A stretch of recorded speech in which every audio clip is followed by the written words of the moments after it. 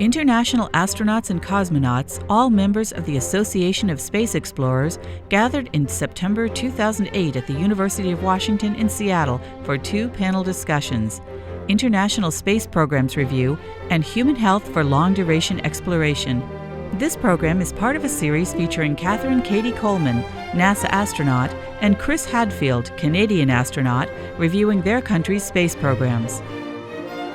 Good morning. My name is Phyllis Wise, and I'm the provost here at the University of Washington. And I want to really welcome you here to the 21st Planetary Congress. We are thrilled to have you here, excited about the work that you do, and really want to have the connections between the University of Washington and you even better. Your work has led to such a better understanding of space, of the atmosphere of our environment, and have developed so many international collaborations that have helped this work go forward. The UW is deeply connected with space. As the home of Boeing, we have been very, very interested in the development of flight and the technology that goes behind that. There are at least 8 different UW graduates who have been involved with NASA space flights, the latest of which is Greg Johnson, who will be piloting the last shuttle flight to the Hubble Space Telescope, and that is scheduled to take off in October, on October 8th.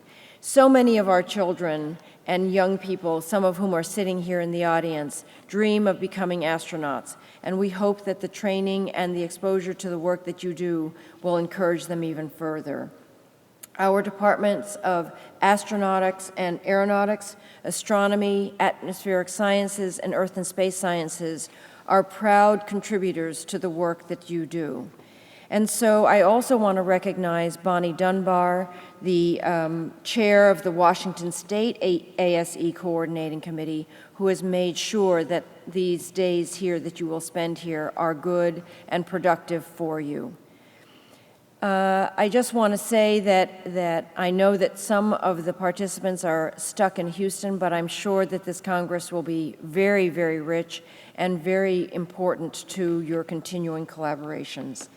And what I'd like to do now is introduce the leader, the panel leader of this discussion for you today. Dr. Ehard.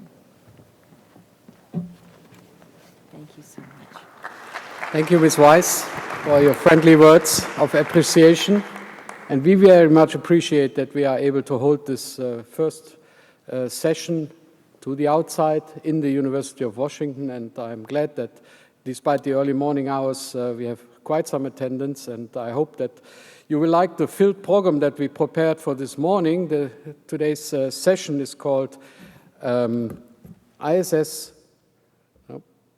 International Space Station Programs Review. And I'm glad that I have 5 distinguished speakers that will give you a perspective on the internationality of this endeavor in space and all the many teams that are participating in this marvelous expedition. Let's jump into our today's talk. Ladies first, so I have the pleasure to announce Cady Coleman, NASA astronaut. She's a PhD and a colonel of the US Air Force.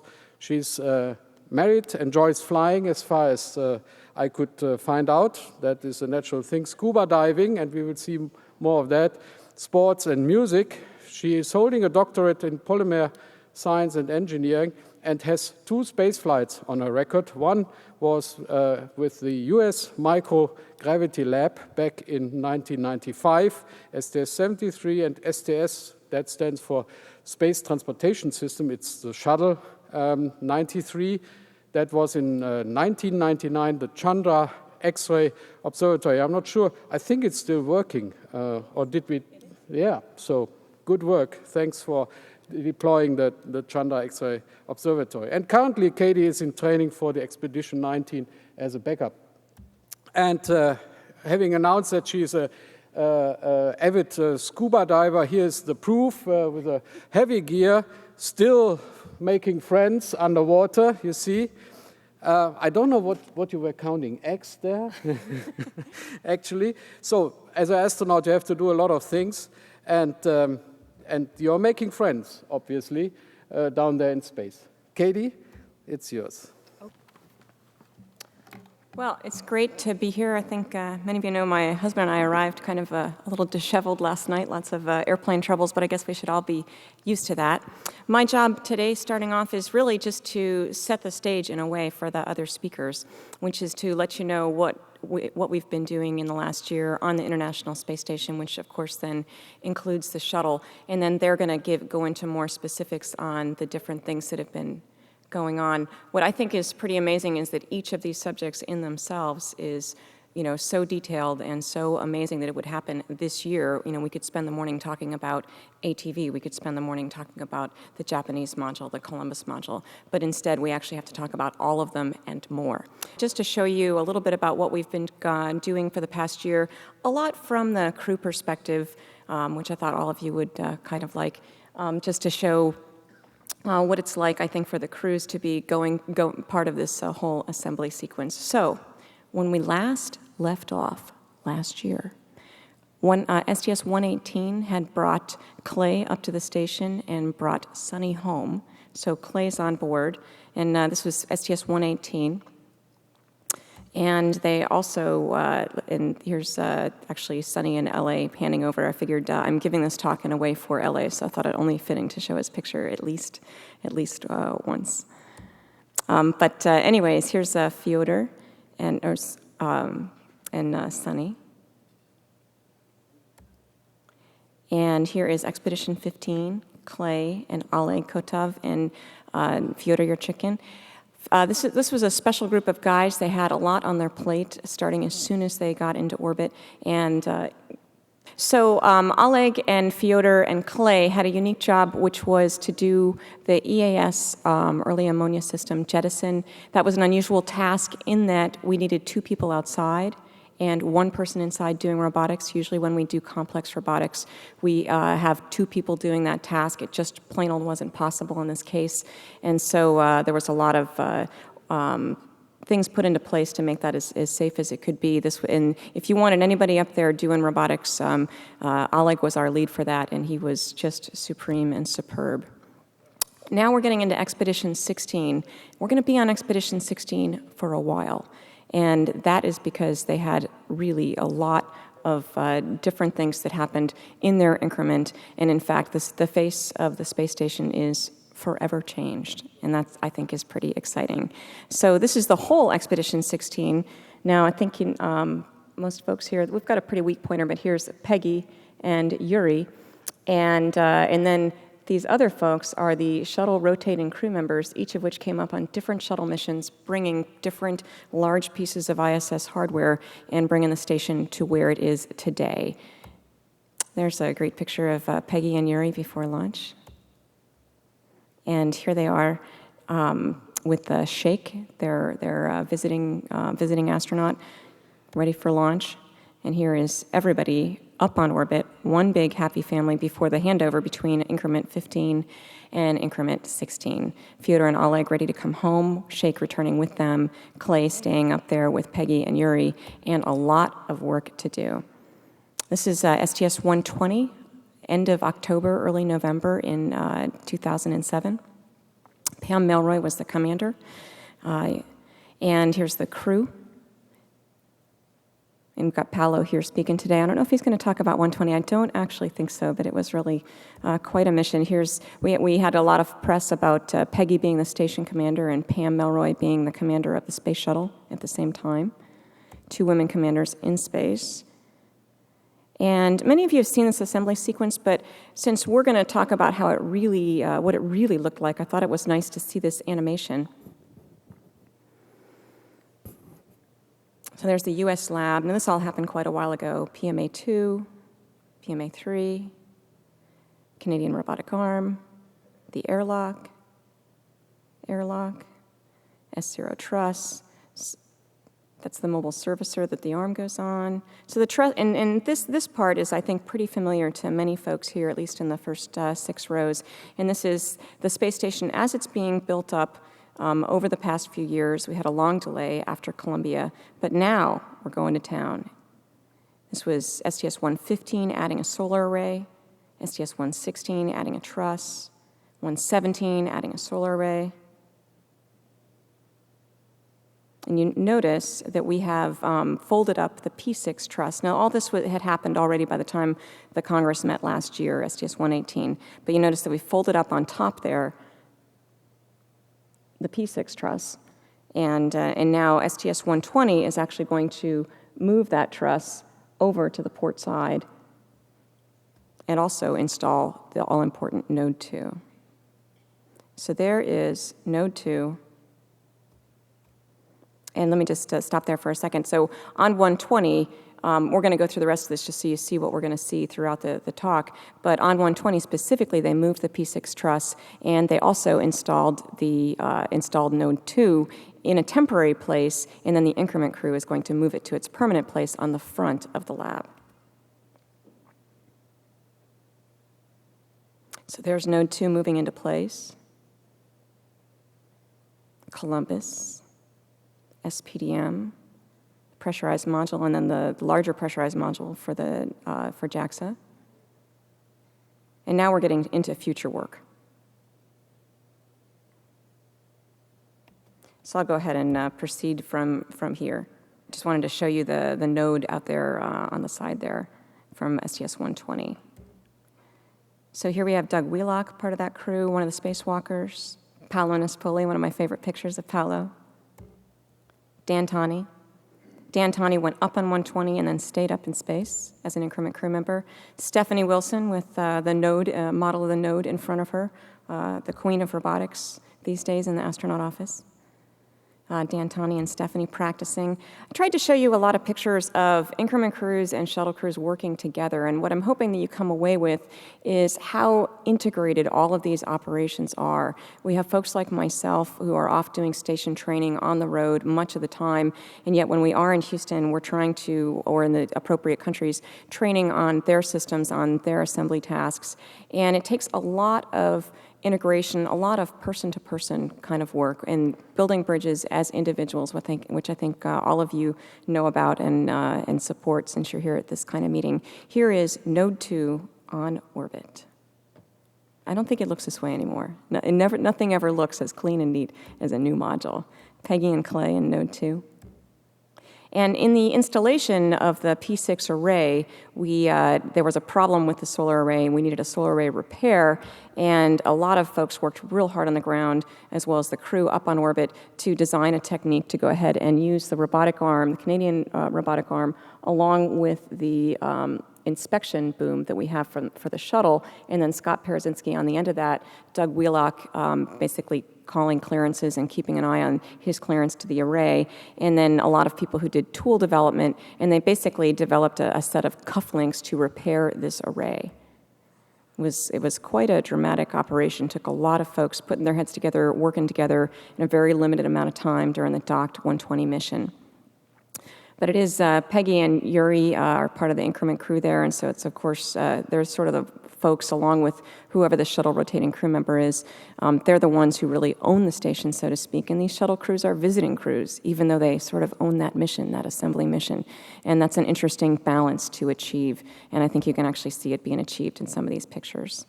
The 120 crew, I think, pretty pleased to have their job done. I always like just to see, what it's like to be living up on the station, maybe because I'm looking forward to doing that. Dan Tani, this is last pictures on the shuttle, and getting ready to transfer to the station. Peggy hugging Clay goodbye. And a job well done.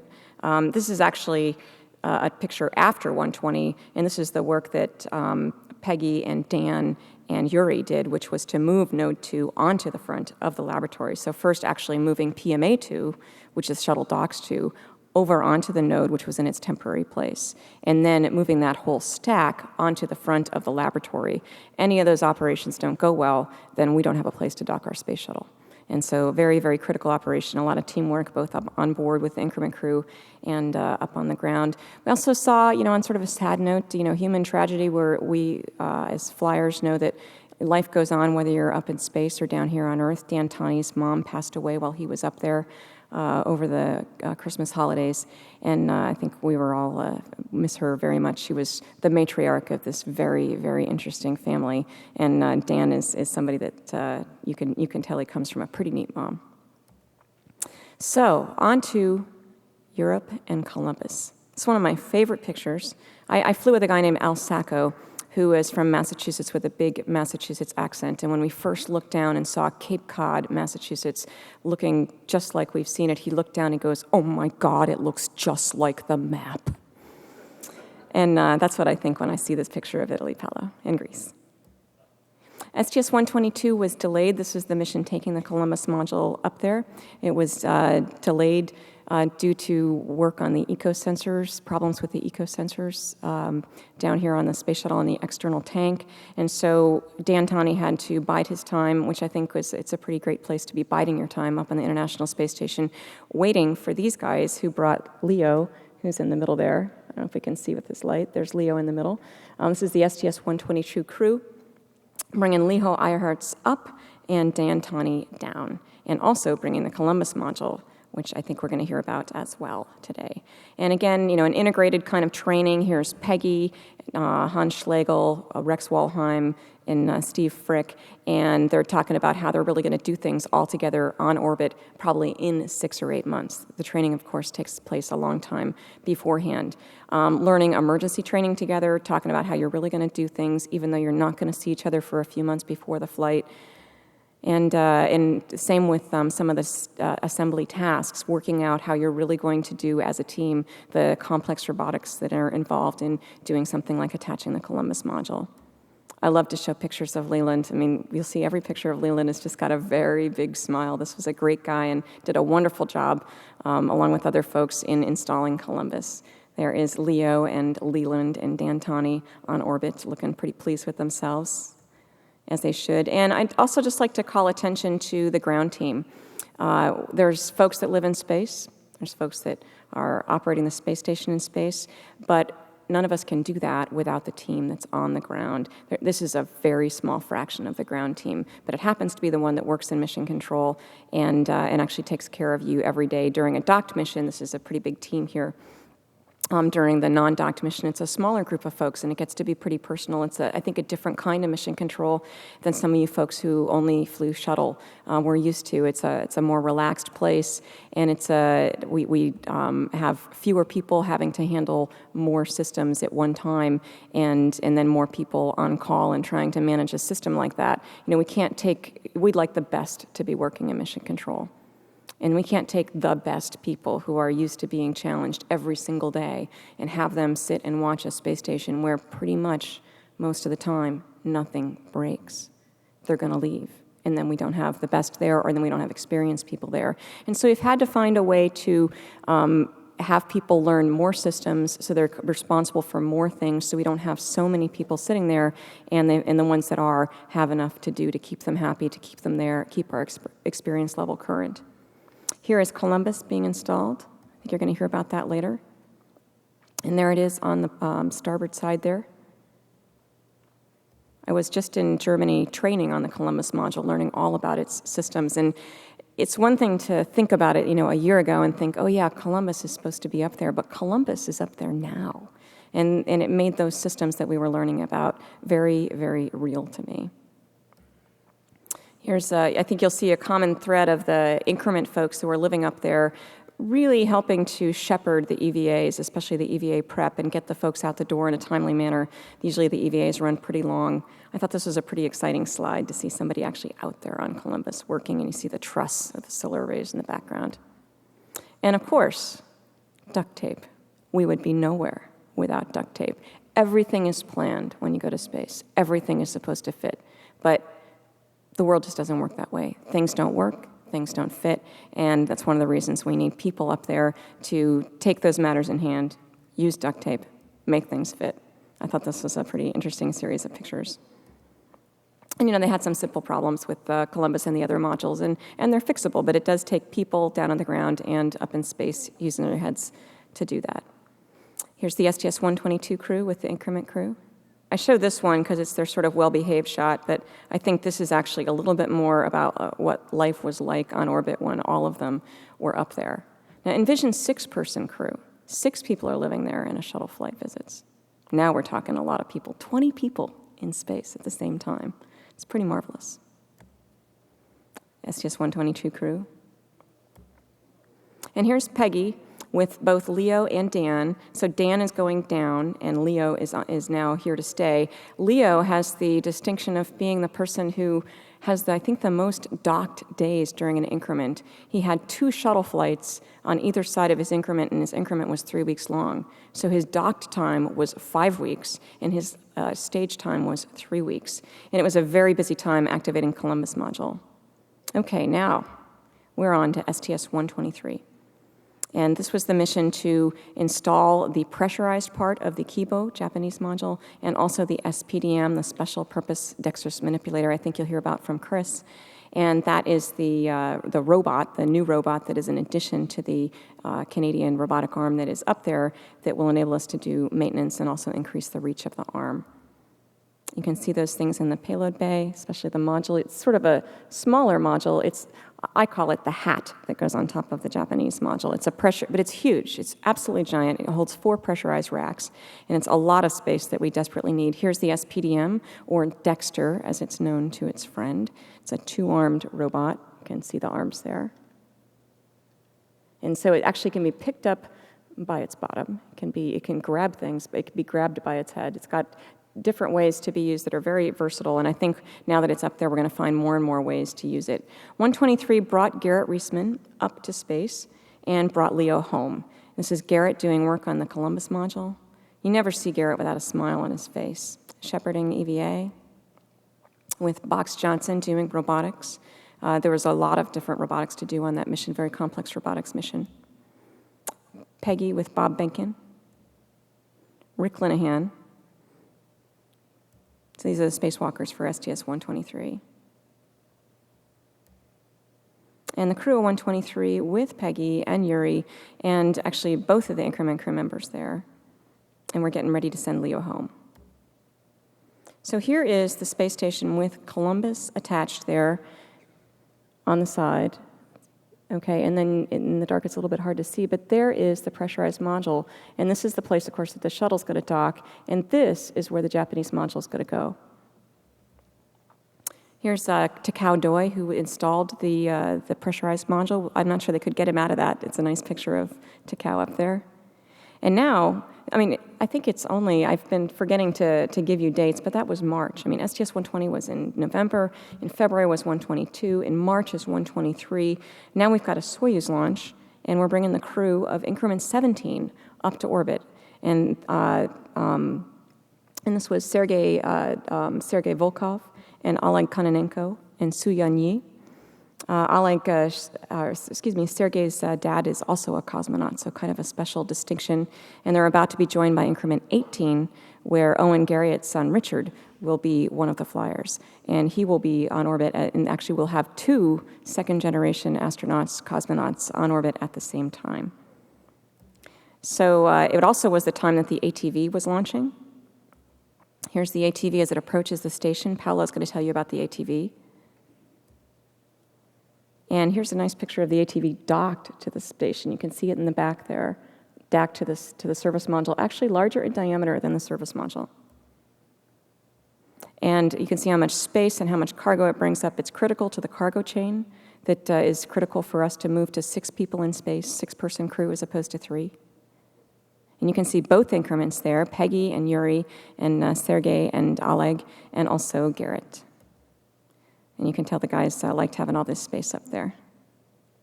These guys were rookies when they went, Oleg and Sergei, and they have just done so nicely for themselves. Here is ATV undock, so it's still actually only April, okay? And now it's June. My last mission to talk about is June of last year, and that is STS-124, and that is to bring up the Japanese Kibo module right over here. We've got the increment crew saying goodbye. STS-124 bringing up Kibo, and Aki on the end here is going to be telling you about the Japanese accomplishments this year. And so they are bringing Taz up to space, and they are bringing Garrett home. There's Kibo in the bay, in the payload bay. Aki. Aki and Karen Nyberg doing robotics, installing the Kibo module. And I love this slide. I don't know, this is people putting things together, going to work, outfitting a module. You see the actual internal airlock of the GEM in the background there. And just a great, great crew with a lot of complicated things to do. And, when you look at these faces, you see ones that haven't been able to see each other for a few months. They had to plan all this months in advance, develop a working relationship, and accomplish some hard things under a lot of time pressure. And you can tell it went pretty seamlessly, just from the faces.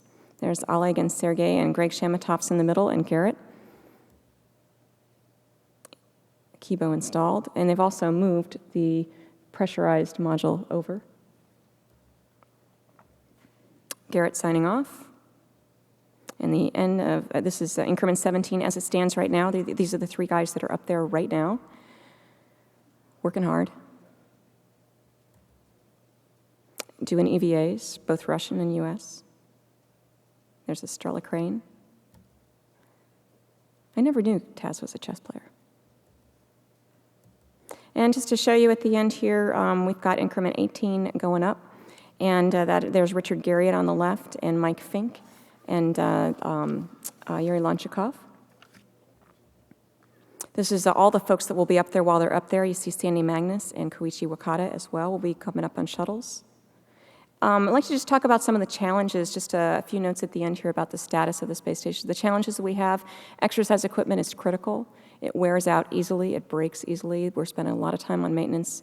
We've got some new exercise equipment that is on its way to the station that's critical for the six-person crew. I think there's some lectures this afternoon about some of the bone loss that we see when people don't exercise up there, and I think both for attitude and for physical health, it's important to have this kind of exercise equipment, important to have a good environment for sleeping, for eating, for camaraderie, for working. And so the things that are in the critical path to going from 3 people to 6 people, which is our big next step coming up next year in May, we'll have a second Soyuz line, bringing up 3 more people, 6 at a time. And some of those things that are critical in the next between now and then are we've got a new toilet, we've got water and urine processing equipment, O2 generation equipment, a new treadmill, 2 more docking ports in the form of MRM-1 and 2, and a new Soyuz that's going to be flown here in the next year or so. So a lot of different irons in the fire to bring us to the 6-person crew. That's one of the things that I'm training for is 6-person crew. We're protecting the first few increments to make sure that basically if we're not ready for 6-person crew, the 3 people that are trained in all aspects that they need to be trained in so that they can operate the station in case we're not ready for 6-person crew. We're heavily dependent on our supply vehicles, ATV, HTV. The first HTV launch is next November. And so we've got a long road ahead of us, a lot of work to do in the next year, but I think if you look at what we've done this year, I think you're looking at a team that can do that work. And it's a pleasure to be here today and to set the stage for the other folks that are going to talk about those things in more specific. Thank you.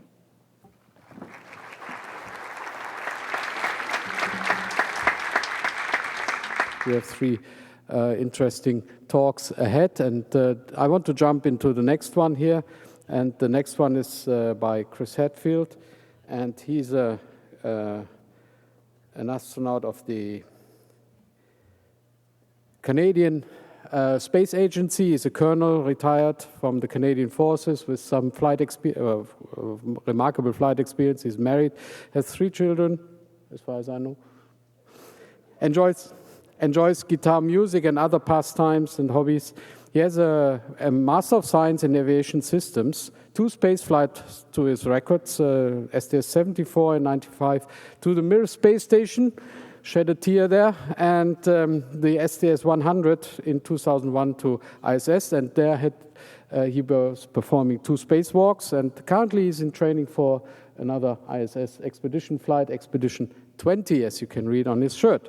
You're an experienced spacewalker. You have other talents, I see, huh? On the golf course. He's an avid guitar player, and we asked for an extra maybe after the session. And his spacewalk was one of the good things he did during his space flight. So, thanks, Reinhold. Pavel, that was a really interesting talk on the Soyuz, and thank you for all of the technical details. I really, those of us that are in expedition crew training, we really appreciated hearing an update on where the status of the investigation is and the details of what happened on those 2 ballistic entries. So it was great to hear.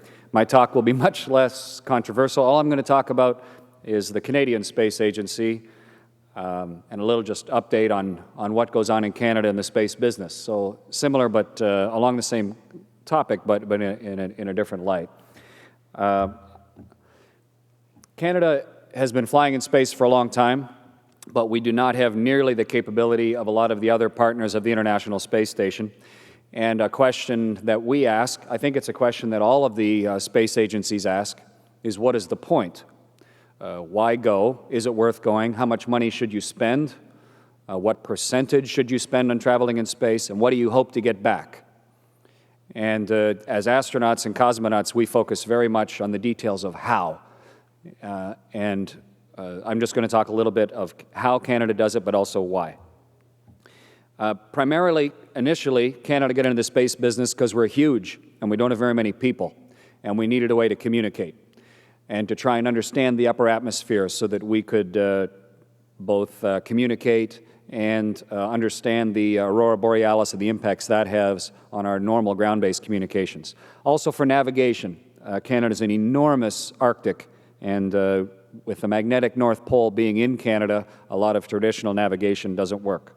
Also to observe the Earth, of course, for security, for surveillance, and for resource management. And then looking the other direction to try and understand the universe around us and to conduct experiments. So that's the purpose of having a space agency in Canada. And we try and put it in one sentence, and it's a sentence like this one. Little quick history. Canada has been in the space business since the 50s. We formed a space agency in '89. It's pretty small. About $350 million is our annual budget. Statistics Canada has a budget of about twice that. $350 million is about the price of one space launch, depending on the vehicle. So it's not a very large business in Canada. About 75% gets spent back in the country. We have about 600 employees, and we have a liaison. Our main headquarters is in Montreal. We have a liaison office in Ottawa, Washington, JSC, and Paris, and then we have a testing facility. Here's a Canadian taken picture by RadarSat, where the Canadian Space Agency is headquartered. Picture taken from the shuttle of, you can see, this is Montreal and the island of Montreal, and this is a little town of St. Hubert, and that's the Canadian Space Agency. The entire Canadian Space Agency headquarters is in that one building on the outskirts of Montreal. Historically, we were the third country in space launching a Canadian satellite on an American rocket in '62. Because of our needs, we had the first commercial communications system to be able to relay signals from coast to coast. There was Canadian hardware when folks landed on the moon. There's Canadian hardware on Mars right now. The shuttle arm, of course, was our first big ticket into space, and that's what got our first astronaut into space. The agreement to fly the Canadian arm as part of the shuttle. It's flown over 60 times since. And as Cady mentioned, the Canadarm2, the big arm, is building station with the mobile base, and the SPDM, the dexterous manipulator, which went up within the last year, is still in its checkout phase, getting ready to help with some of the fine building of the station. National Communications uses ANIC. It's given high-speed internet to the entire country, right from the high Arctic coast to coast. One of our prime motivations to send Canadian money into the business, to send Canadian hardware to space. Of course, looking at the Earth down with such an enormous unpopulated area, space is a great way to see the whole country in a short time. And so RadarSat was launched about 10 days before I was, back in 1995. It's been up there ever since. It's been used countless times. It mapped Antarctica for the first time completely. It's been used as part of the International Agreement for Disaster Mitigation. A lot of different satellites are used when we have a major natural disaster to try and bring back real-time space imagery, and RadarSat has been used in that many times. RadarSat 2 launched last December. More capability, but the same idea. It's a synthetic aperture radar that sends back signals night and day in a polar orbit of the whole world. And you can see that the resolution of RadarSat 2 is more fine than RadarSat 1, down to approximately 3 meters. So you can see things as small as a car fairly readily with RadarSat 2. SciSat, which has been used to look at the depletion or the change in the ozone layer of the Earth, was launched in 2003. And interestingly enough, it's showing that the depletion of the ozone layer is leveling out. The ozone holes are not getting any smaller, but neither are they increasing in size. So the policy changes that went into effect to decrease the CFCs a few years ago looks like, in fact, it's taking hold, and maybe we have, at least for now, slowed or stopped that problem. Maybe it'll be reversible. It's kind of heartening for some of the other problems that are facing us. And it's a very difficult thing to mention or to measure from the surface of the Earth, and a satellite like SciSat that we put up helps to gather the data to show how we're doing. Canada participated in MOPIT, measurement of pollution in the troposphere, the troposphere, of course, is the first 7 miles or so of the atmosphere, and looking at how the pollution is spread through the atmosphere, how smoke is distributed, trying to understand that part of our pollution and our change in our own environment. And Canada's been gathering data with that with a couple Canadian companies for the last decade. This is a tiny little spaceship. It's about the size of a briefcase. It's built in Toronto. And we just take this, it's in a fairly high orbit, and it just stares at stars for weeks at a time and looks at tiny little oscillations. And by staring at the oscillations in a star, you can watch it being pulled by the planets around it, because when a big planet's on one side, it will move the star slightly that direction, or when a planet goes in between us and a star, one of its big planets gets in the way, it changes the amount of light that comes from the satellite, or from the star. So MOST has in fact been used to help detect planets around other stars. Most recently, within the last year, Phoenix landed. It was launched in 2007. It landed in May of this year. And it landed right up in Canada's area of expertise on the tundra of Mars, right up by the North Polar ice cap. Canada, of course, cooperated with other agencies and other nations in this. We built the weather station that's on top using a LiDAR, a laser detection and ranging system, to measure the airflow over the top, to look at the wind blowing over top, to try and understand the interaction between the soil, the ice, the evaporated water vapor, and the wind. And so for the first time, proud for my country, there's a Canadian flag, this Canada word mark here that you can see on the surface of Mars. And of course, the other experiments and capabilities of Phoenix have dug with a claw down into the permafrost of Mars and uncovered ice, just a sheet of ice just underneath the dirt.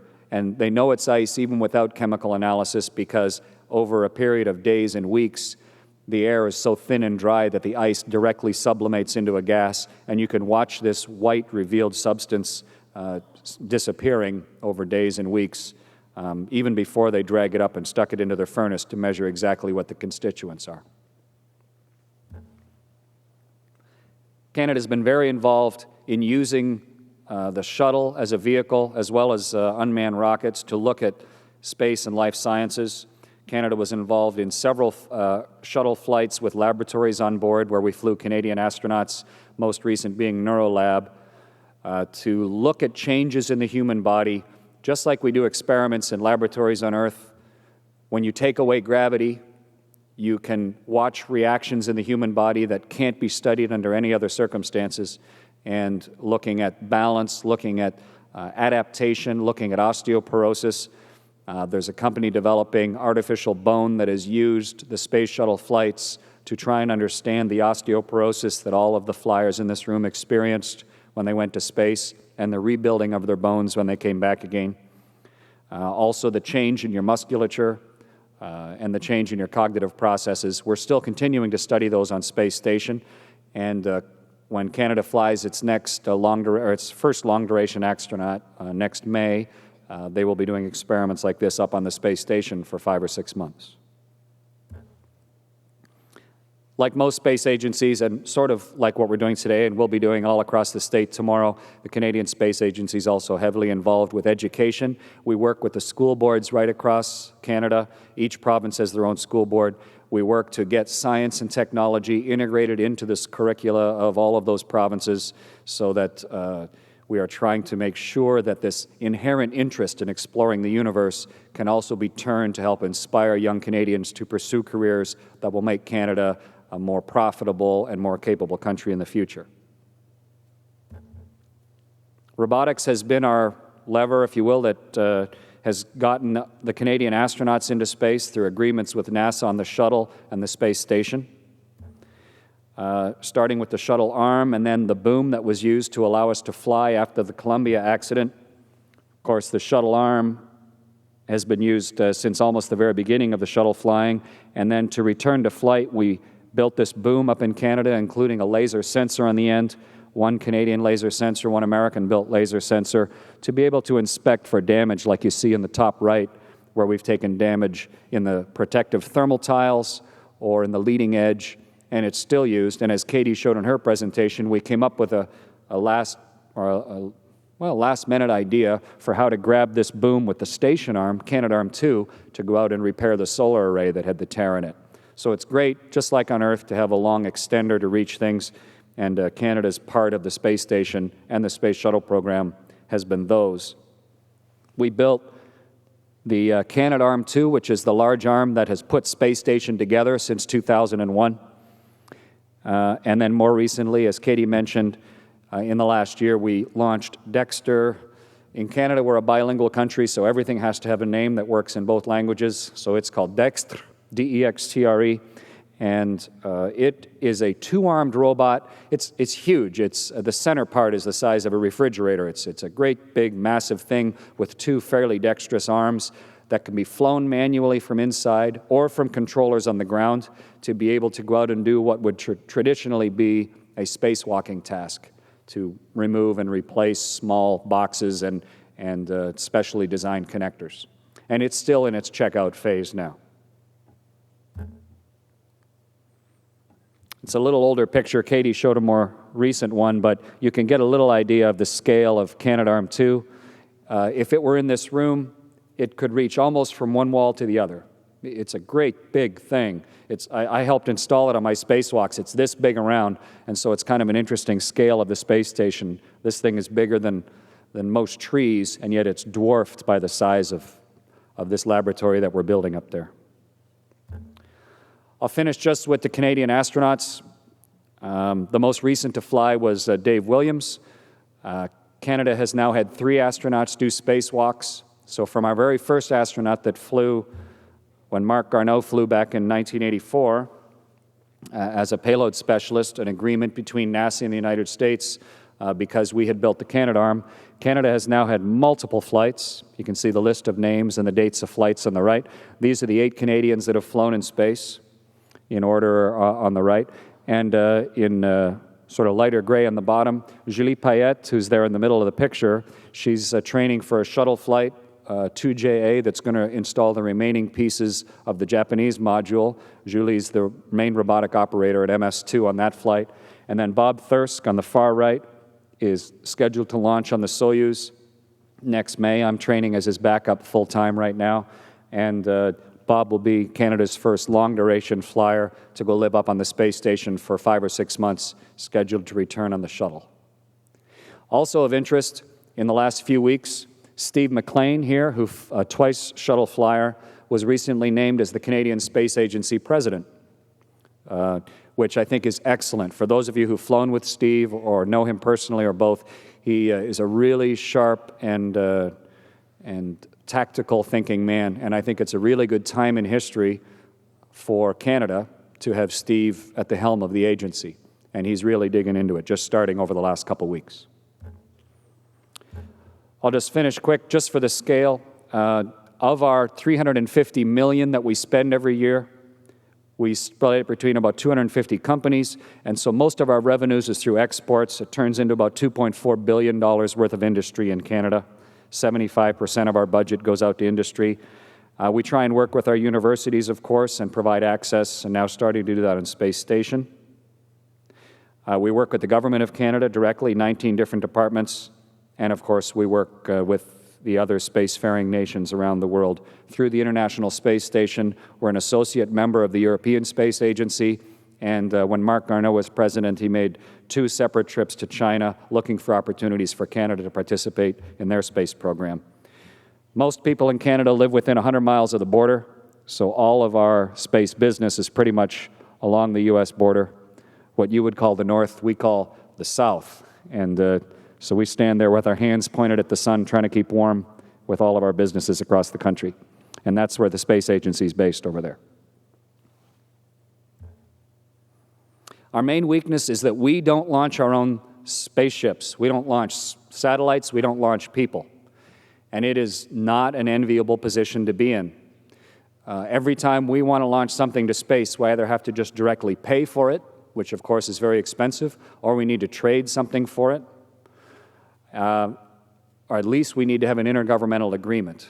And there are advantages and disadvantages of that, of course, but when you are at the whim of another nation's politics and another nation's technical problems, then of course you are completely beholden to the events of history that you can only indirectly control, even less so than the nation that you're working with.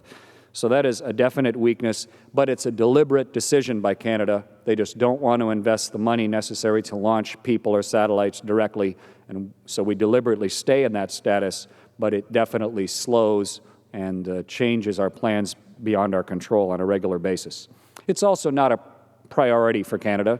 It's one of the things we do as a nation, but of course space is not our raison d'etre. It's just one of the things the government's involved in, as you can see by the amount that we choose to spend every year. But it also provides things that are specifically beneficial to Canada: communications, looking at climate change right now, looking at the change. We looked yesterday at a terrific video sequence showing just how different this year's polar ice cap melt was through all the other ones we ever have recorded history on. And that's Canada. That opens up the Northwest Passage. If ships can now go around the north side from Europe to the Pacific, or you don't have to go down through the Panama Canal or down around the south end, that changes an enormous infrastructure that already exists, and it also threatens Canada's sovereignty. It's a very fragile environment up there. If we're going to start regularly sending huge tankers, of course, through the Arctic, there's a lot of changes. And so the ability to communicate, navigate, and maintain sovereignty across the north is a real natural application of spaceflight. And it also provides a pretty good business for Canada. $2.5 billion a year, some very successful businesses like ComDev that bring back a good profit to the country. So it does have some great opportunities for the country. And with Steve at the helm, Steve is a very strong proponent of international cooperation, and he is very much in favor of the Moon-Mars program, and Canada looking for a niche in that. Much as we did with the shuttle program, as we did with the International Space Station, Steve is looking for a logical way, for something that benefits both the overall program and Canada as a nation. And it'll be really interesting to see the path that he chooses over the next year or two in getting Canada aligned with that. Pretty simple vision. It stood us in good stead since 1957 when we first started in the geophysical year, since '62 with our first satellite, right through to Dave Williams and Steve's recent spacewalks and Julie and Bob's flights coming up in the next year. I think that's all.